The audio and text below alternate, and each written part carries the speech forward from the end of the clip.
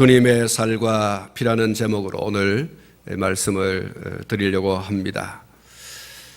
성찬은 우리가 하나님께로부터 은혜 받는 수단 가운데 하나라는 사실을 잘 알고 있습니다.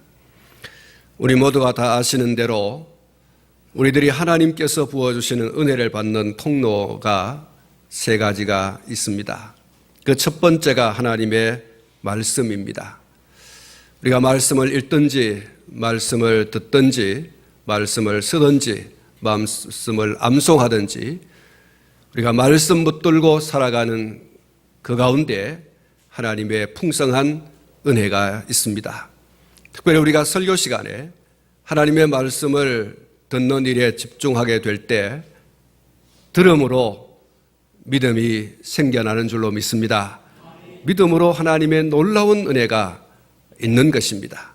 그래서 우리가 하나님의 말씀이 선포될 때 귀를 열고 마음을 열고 말씀을 듣는 것이 얼마나 중요한 것인가 라는 사실을 우리가 기억해야 되겠습니다. 말씀을 통하여서 하나님께서 은혜를 주시기 때문입니다. 두 번째로는 기도입니다.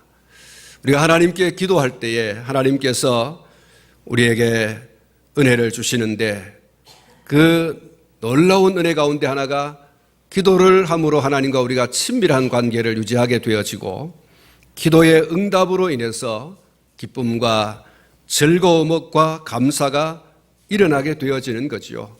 그래서 기도한 사람과 기도하지 않는 사람은 그 은혜의 정도가 엄청난 차이가 있습니다. 언제가 말씀을 드렸지만 적게 기도하면 적게 능력받고 기도 안 하면 능력을 받을 수가 없습니다.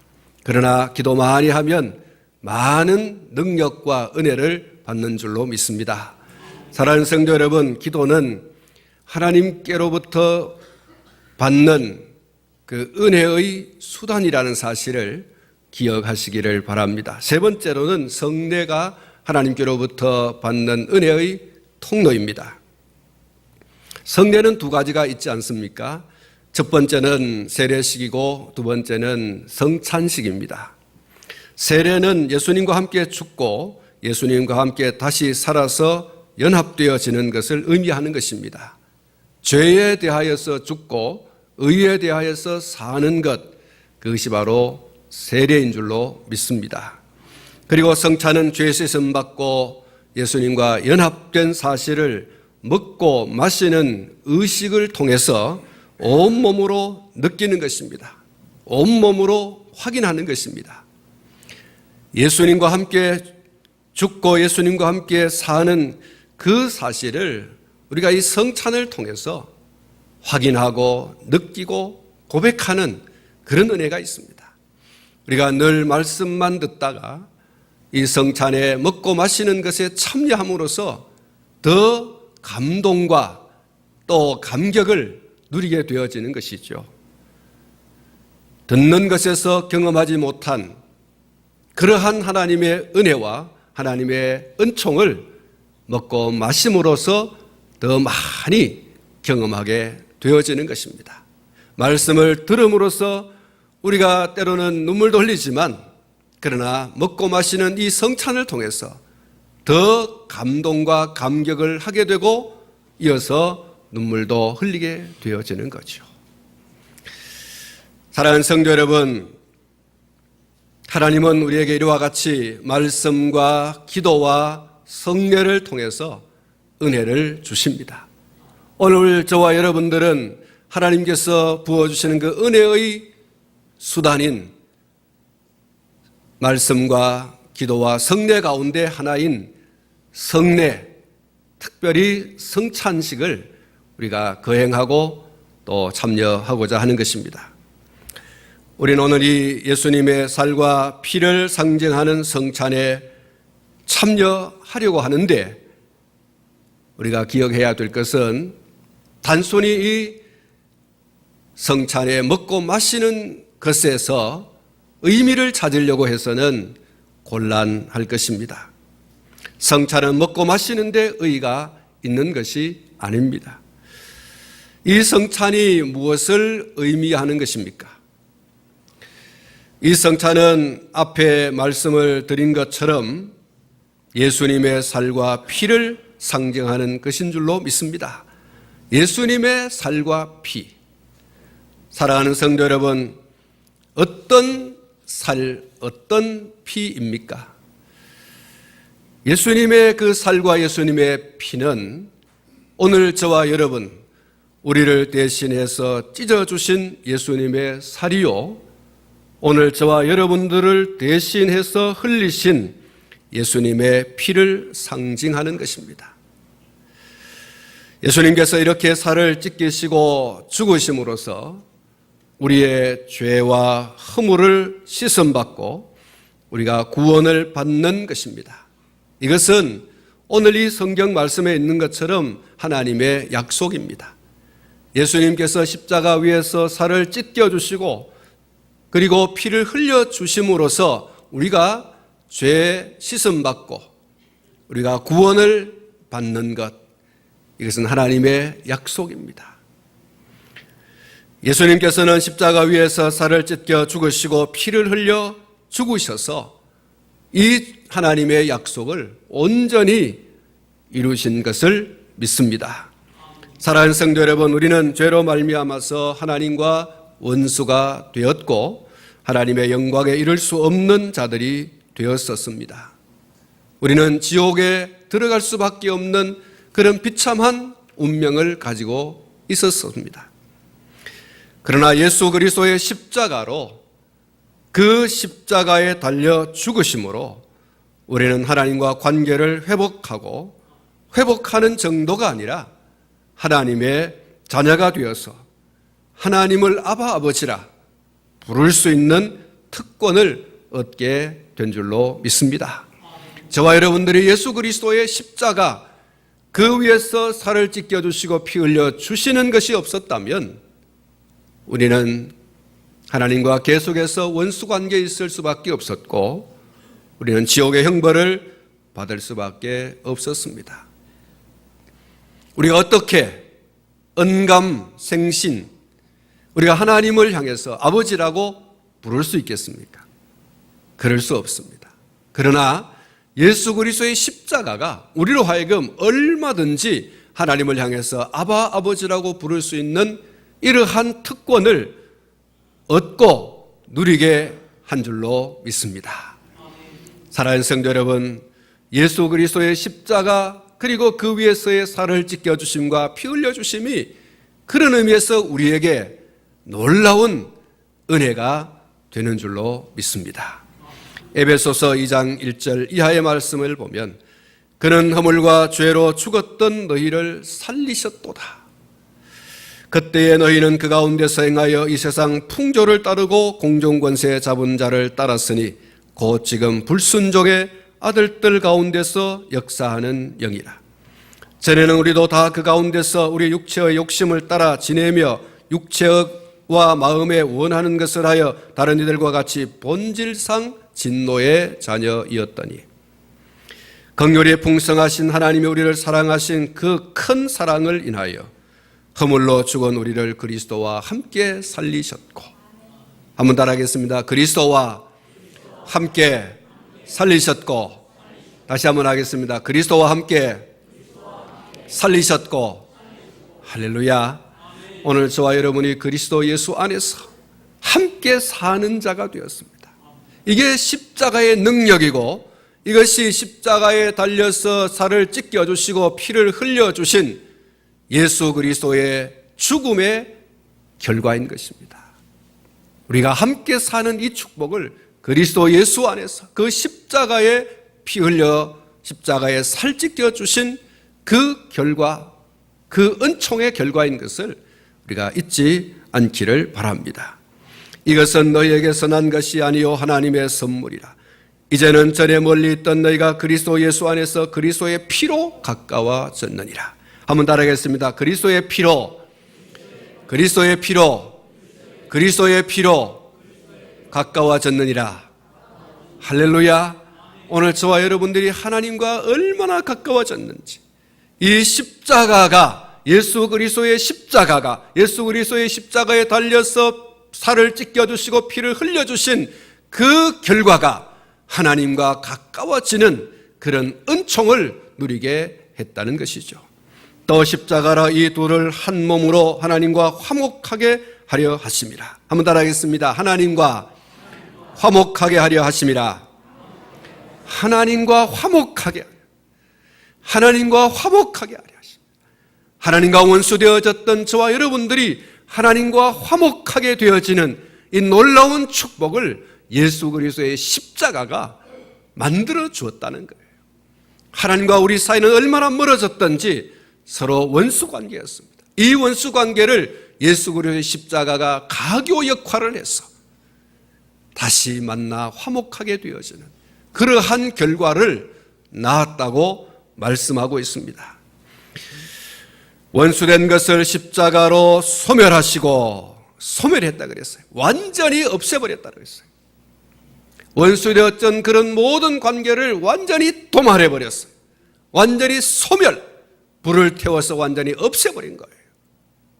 흔적도 없이 없애버리시고, 그러므로 이제부터 너희는 외인도 아니요 나그네도 아니요 오직 성도들과 동일한 시민이요 하나님의 권속이라. 하나님, 한번 따라하겠습니다. 하나님의 권속이라. 권속이 뭡니까? 영어로 말하면 패밀리입니다. 한국어로 말하면 가족이죠. 하나님과 가족이 되었어요. 원수되었던 오늘 저와 여러분들이 하나님과 가족이 되어버렸어요. 여러분, 무엇 때문입니까? 예수 그리스도의 십자가의 죽으심, 예수 그리스도의 십자가의 살을 찢겨주시고 피 흘려주신 그 은총의 결과가 하나님의 가족이 되어지는 축복을 누리게 한 것입니다. 나 이제 주님의 새 생명 얻은 몸, 옛것은 지나고 새 사람이로다. 그 생명 내 마음에 강같이 흐르고 그 사랑 내게서 해같이 빛난다. 영생을 누리며 주 안에 살리라. 오늘 또 내일 또 주와 함께 살리라. 주 따라가는 길 험하고 멀어도 찬송을 부르며 뒤따라 가리라. 나 주를 모시고 영원히 살리라. 날마다 섬기며 주와 함께 살리라. 영생을 누리며 주 안에 살리라. 오늘 또 내일 또 주 함께 살리라. 할렐루야. 사랑하는 성도 여러분, 앞에서도 말씀을 드린 바와 같이 이 성찬은 예수님의 죽으심을 기념하는 거룩한 예식입니다. 그가 찢기시고 흘리신 살과 피를 기념하는 것입니다. 다시 한 번 더 remember, memory. 다시 한 번 더 그 기억을 회상하는 것입니다. 예수 그리스도의 십자가에 달려 죽으신 그 죽으심을, 그 살을 찢겨주시고 피 흘려주심을 우리는 이 성찬을 통해서 다시 한번 기억을 되살리는 것입니다. 그러므로 이 성찬은 예수 그리스도께서 나를 위해 십자가에 달려 살을 찢기시고 피를 흘리신 것이 나의 죄 때문이다 라는 사실을 다시 한번 인정하고 고백하는 그런 예식인 거죠. 그러니 얼마나 은혜가 되겠습니까? 그래서 은혜의 방편, 은혜의 수단이라고 하는 것입니다. 예수 날 위해 살 찢겨주시고 예수 날 위해 피 흘려 죽으심으로 내가 억만가지 죄 가운데서 있었던 것을 씻음받고 하나님과 원수되어진 관계를 회복하고 회복할 뿐만 아니라 하나님을 향해서 아바, 아버지라고 부를 수 있는 이 특권, 하나님의 영원한 가족이 되어지는 이 축복, 이것을 누리게 되었구나. 내가 오늘 아바, 아버지라고 하나님을 향하여 부를 수 있는 것은 예수 그리스도의 살 찢겨주심과 피 흘려주심 덕분이구나. 오늘 우리가 이 성찬에 참여하면서 이러한 사실을 다시 한번 깨닫게 되고 다시 한 번 더 감동하게 되고 다시 한 번 더 감격하게 되어지고 다시 한 번 더 그것을 누리게 되어지는 특별한 시간이 되는 줄로 믿습니다. 예수님을 기념하는 이 성찬은 오늘 이 본문 말씀에 있는 것처럼 다투고 싸우는 분쟁하는 사람들은 참여할 수 없어요. 오늘 바울 사도께서 이 고린도 교회 성도들을 향해서 말씀하지 않습니까? 성찬에 앞서서 너희들 치고받고 싸우고 뜯고 물고 이렇게 하는 이 분쟁의 모습들 내가 다 알고 있다고. 그렇게 말씀하면서 이 편당을 갈라 있는 사람들이 성찬에 앞서서 이긴 자들이 성찬을 먼저 먹고 마시고 어떤 사람들은 배가 부르고 어떤 사람은 술이 취해가지고 떡이 되고 그래서 바울 사도가 이러한 고린도 교회 성도들을 책망하지 않습니까?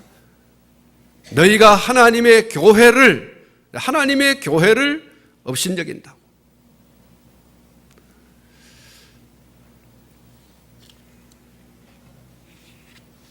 사랑하는 성도 여러분, 우리가 성찬에 참여하기 전에 정말 자기를 잘 살펴야 돼요.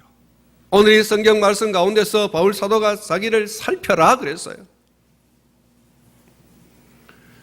예수 그리스도의 살과 피에 참여하는 사람들이 서로 물고 뜯고 싸우고 누가 이기냐 누가 지냐라고 하는 이런 싸움을 벌이고 성찬에 참여한다면 주님의 몸된 교회, 주님이 살을 찢겨 피를 흘려 세우신 교회를 업신여기는 죄를 짓는 거예요.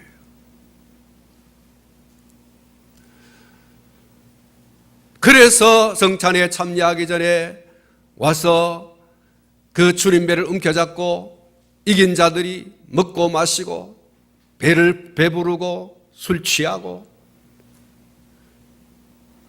성찬이 무엇을 의미하는지 알지 못하고 믿지 못하고 단순히 배부름과 단순히 취함 그것으로 만족하는 이와 같은 행위를 보이는 이 고린도 교회 성도들을 바울은 질책합니다.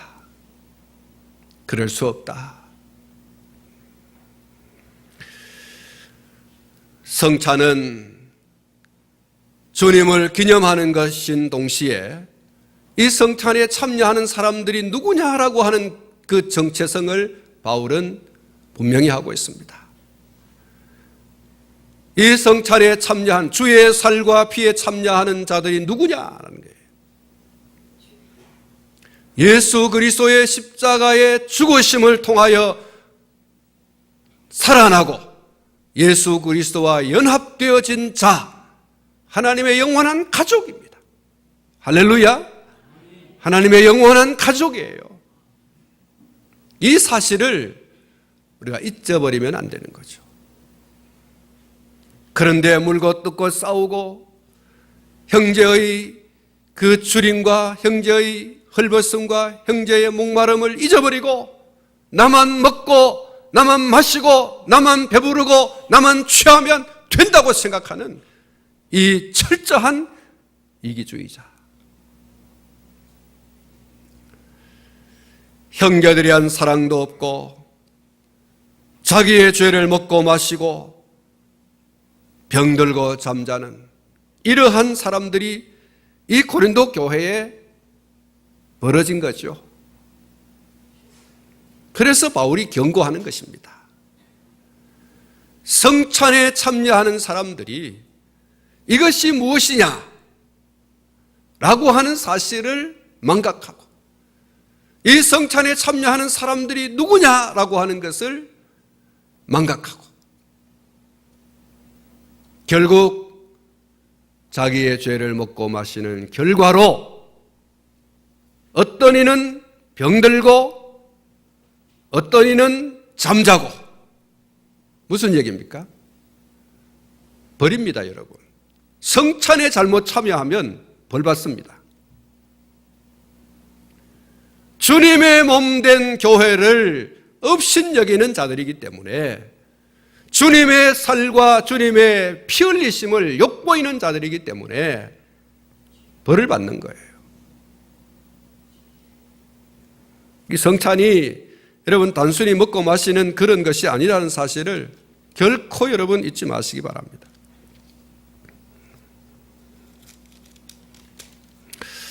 오늘 고린도전서 11장 말씀을 제가 마지막 부분에 다시 한번 읽도록 하겠습니다. 여러분이 굉장히 중요한 부분이기 때문에 다시 한번 되짚어 볼 필요가 있습니다.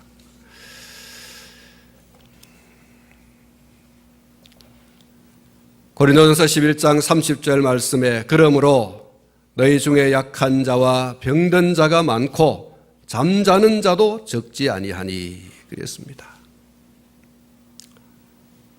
약한 자, 병든 자, 잠자는 자. 여러분, 심판입니다. 하나님의 징계예요.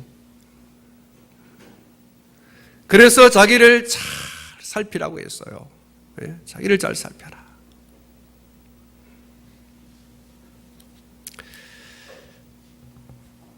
평신도 성도들을 위한 요리문답 제97문에 보면 이런 질문과 답이 있습니다. 주의 성찬에 합당하게 참여하려면 어떻게 하여야 하는가?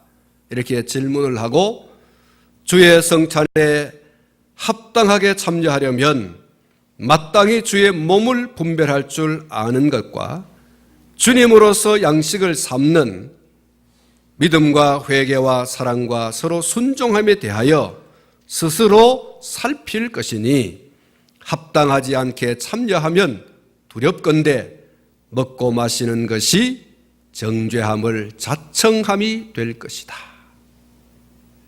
이 성찬이 은혜의 수단인 것은 분명한 사실이지만 그러나 또 한편으로는 잘못 참여하게 되어졌을 때에는 정죄함을 자청하는 것이 될 것이다. 스스로 자기를 죄인으로 몰아가는 그러한 결과를 초래한다고 했어요. 그래서 여러분 말씀을 드린 것처럼 이 성찬이 무엇을 의미하느냐? 이 성찬에 참여하는 사람들은 또 누구냐라는 사실을 명확하게 하고 주님을 기념하는 동시에 함께 참여하는 사람들이 하나님의 영원한 가족이기에 사랑했는가, 도와줬는가, 격려했는가, 축복했는가라는 것을 잘 살펴서 그렇지 못했다면 철저하게 회개하고 주여 당신의 피로 나를 씻어주시옵소서. 그리고 나서 성찬에 참여를 해야 된다는 거죠. 이런 문제를 해결하지 않고 그냥 성찬에 참여하게 되어지면 누구도 막을 수 없는 하나님의 징계, 주님의 징계가 있다는 사실을 기억해야 됩니다. 우리 성찬이 판단받는 모임이 되어서는 안 됩니다. 이 성찬이 우리에게 판단받는 수단이 되어서는 안 될 겁니다. 따라하십시다. 성찬은 은혜 받는 수단입니다. 그랬습니다.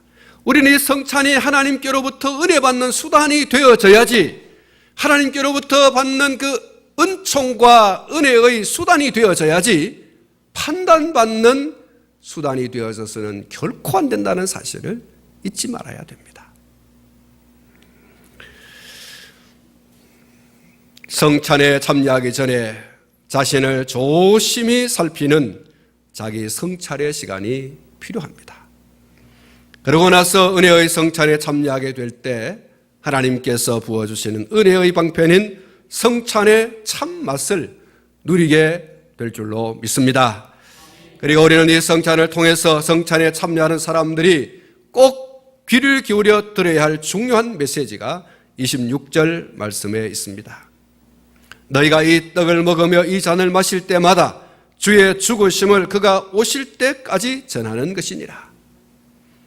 여러분, 이 말씀 속에는 첫 번째로 성찬은 반복해서 계속되어져야 한다라는 그런 의미가 있습니다. 한 번으로 1년에 두세 차례 혹은 매주마다 거행하는 그런 것으로 만족할 것이 아니다. 이 성찬은 주님이 다시 오실 때까지 계속해서 반복하여 하는 것이다. 언제가 말씀을 드린 것처럼 칼빈 선생은 매주일마다 성찬을 거행하라. 매주일마다. 우리가 지금 1년에 4번을 하고 있습니다만 어떤 교회는 2번을 하고 있습니다.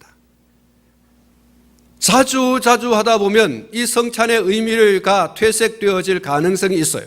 매너리즘에 빠집니다.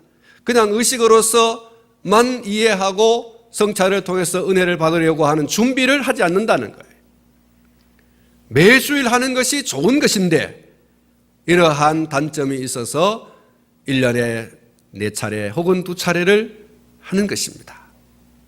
사실은 매주일마다, 그리고 주님이 다시 오실 때까지 하는 것이죠. 두 번째로 성찬은 예수님의 죽으심을 기념하는 것이다라는 것입니다. 예수님 없는 성찬은 의미 없습니다. 그것은 애찬일 뿐이지 성찬은 아닙니다. 특별히 예수님의 대속의 죽으심을 반드시 기념해야지만 성찬의 진정한 의미가 있는 것입니다. 세 번째로 예수님은 하늘로 승천하셨다는 거죠. 오늘 이 본문 26절에 그가 오실 때까지라고 하는 이 말씀은 틀림없이 어디로 가셨다라는 것을 전제하고 있어요. 예수님은 죽은 자들 가운데서 부활하시고 일주일 동안 계시다가 당신이 계셨던 그곳 천국으로 가신 줄로 믿습니다. 그가 오실 때까지라고 하는 것은 오셨다가 가셨다는 것을 전제로 하고 있는 거죠. 오실 때까지. 예수님 분명히 세상에 오셨고 승천하셨습니다. 그 주님은 다시 천사장과 호령과 나팔로 영광 중에 재림에 오시는 줄로 믿습니다. 네 번째로 예수님은 다시 오신다라는 이 재림신앙. 이 재림신앙. 목사와 교인들은 이 부분에 있어서 하나가 되어져야 됩니다. 초대교회의 성도들이 예수님을 믿는다고 하는 이유로 수많은 고문과 그리고 죽임을 당하셨습니다. 그런데 항복하지 않았어요. 내 사랑하는 믿음의 형제들이 내 옆에서 내 앞에서 죽음을 당했어요. 처참히 죽임을 당했습니다. 그런데 살아있는 성도들이 항복하지 않았다는 사실이에요. 나 예수 못 믿겠다. 나 예수 안 믿는다. 내가 예수 모른다. 라고 항복하지 않았다는 사실입니다. 그렇게 할 수 있었던 아주 큰 이유가 있습니다. 그 이유는 한번 따라하겠습니다. 아멘. 마라나타. 다시 한번 하겠습니다. 아멘. 마라나타. 무슨 얘기입니까? 아멘. 예수님 어서 오십시오. 이겁니다. 예수님 재림 신앙이죠. 예수님 다시 오신다. 예수님 다시 오신다. 여러분, 그 신앙이 많은 고난과 많은 환난과 많은 핍박 속에서도 굽히지 않은, 항복하지 않을 이유가 된 것입니다. 아멘. 주 예수여 어서 오시옵소서. 우리 믿음의 선배들은 이 신앙으로 굳건하게 승리했습니다. 그리고 마지막으로 오늘 이 26절에 있는 말씀은 우리에게 전하라는 것입니다. 예수 날 위해 살을 찢겨주시고 예수 날 위해 피 흘려 죽으심으로 내 죄가 씻음받고 하나님과 관계가 회복되어지고 그 회복의 관계를 뛰어넘어서 하나님의 영원한 가족이 되었습니다. 누구든지 예수 그리스도를 자기의 주로 믿으면 구원을 받습니다 라고 하는 이 메시지를 전하라는 거예요. 이 성찬에 참여하는 저와 여러분들은 예수 그리스도 외에 죄 씻음 받을 길이 없고 예수 그리스도 외에 하나님의 영원한 가족이 될 길이 없고 예수 그리스도 외에 하나님의 나라에 들어갈 길이 없다라고 하는 것을 전하라는 것입니다. 할렐루야. 주님이 오실 때까지 전하는 것이니라. 이 성찬에 참여하는 저와 여러분들이 이 전달자로서 전파자로서의 사명을 재확인해야 됩니다.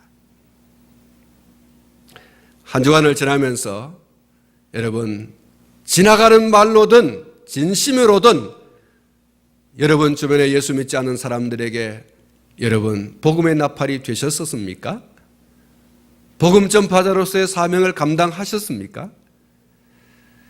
사랑하는 성도 여러분, 식당에 가서 혹은 어떤 모임에 가셔서 여러분 그 사람이 믿든 안 믿든 상관없어요. 나는 전파자로서의 사명을 감당하면 되는 것입니다.